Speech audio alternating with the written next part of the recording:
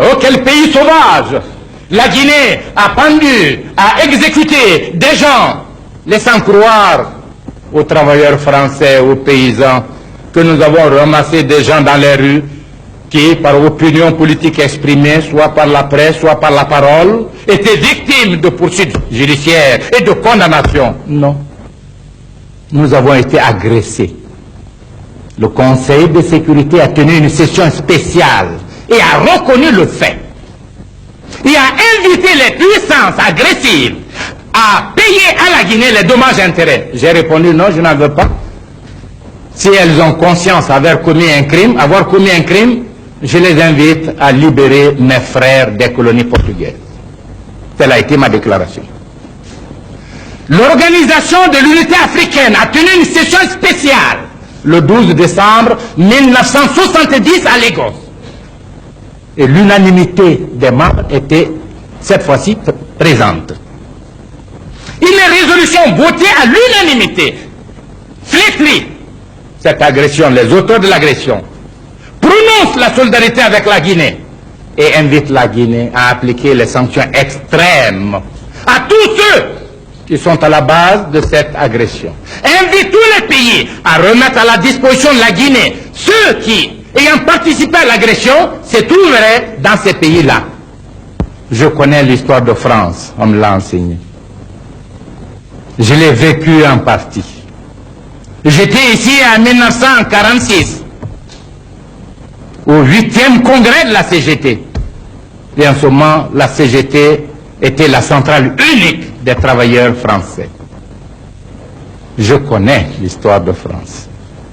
Et je sais qu'en août, septembre 1944, ce sont des dizaines de milliers de traîtres dont le compte a été réglé directement par les patriotes français. 17 000 communards sont passés aux armes, 110 000 autres traîtres exécutés par le peuple. Et je dis bien, dans Historia numéro 36, M. Tedjen déclare: les rues sont jonchées de cadavres. Ce spectacle affreux servira de leçon. Donc la France était fière de sa victoire sur les envahisseurs étrangers et sur les traîtres français. Nous ne pouvons pas comprendre que la presse française traîne dans la boue le peuple de Guinée pour avoir châtié ceux qui l'ont agressé le 22 novembre 1970. Et la presse laissait croire à l'opinion que c'était des Français qui étaient victimes. Je déclare solennellement que l'information est fausse et indigne. Aucun n'est français. Ce sont des Guinéens, voire des Guinéens cadres de leur pays. Évidemment, qui avaient épousé des Françaises. Mais si aujourd'hui, des Françaises aient été épousées par des cadres soviétiques, des cadres américains ou allemands, pour que compte lui soit rendu, pourquoi ces soviétiques, ces américains, ces allemands ou ces anglais ont été condamnés par les juridictions de leur pays?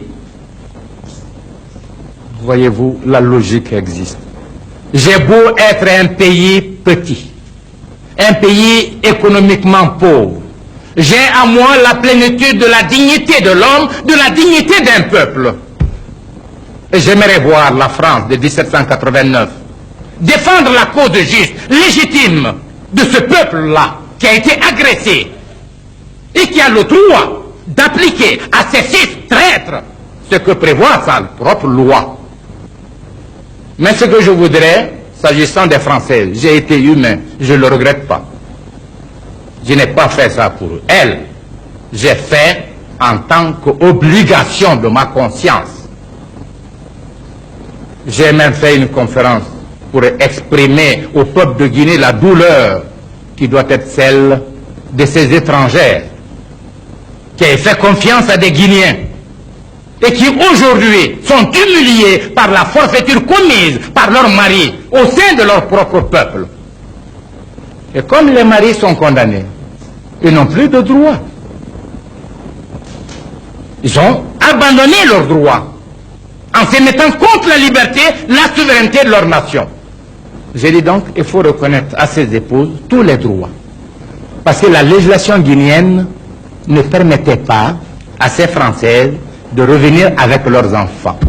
Et les parents des traîtres guinéens avaient refusé le retour en France des enfants.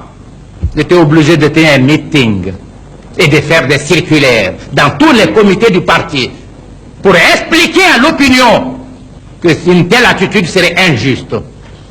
La Française qui est venue par confiance est aussi responsable de son enfant que le Guinéen, son mari.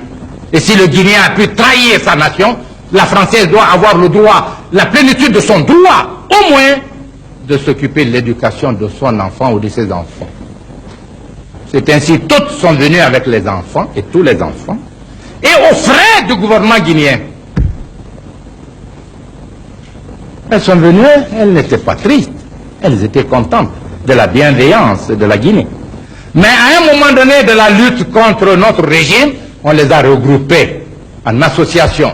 On s'en sert comme par avant. Elles-mêmes sont victimes, et j'ai pitié d'elles. Voilà la vérité. Je serais très heureux que tout journaliste qui voudrait mieux connaître la Guinée puisse venir en Guinée. Ne plus écouter le président ni un cadre du gouvernement, mais prendre contact avec les réalités du pays. Comment fonctionnent les institutions? Se rendre compte si la démocratie telle qu'elle est décrite ici est vraie ou fausse. Je serais heureux que celui qui ne m'aime pas soit le premier à venir se rendre compte de cette réalité. Voilà, messieurs la presse, je m'excuse de vous avoir retenu longtemps, mais je sais que la plupart des points d'information contenus dans mon exposé n'étaient pas connus de vous et qu'il était de mon devoir d'émettre le message de mon peuple et de son régime.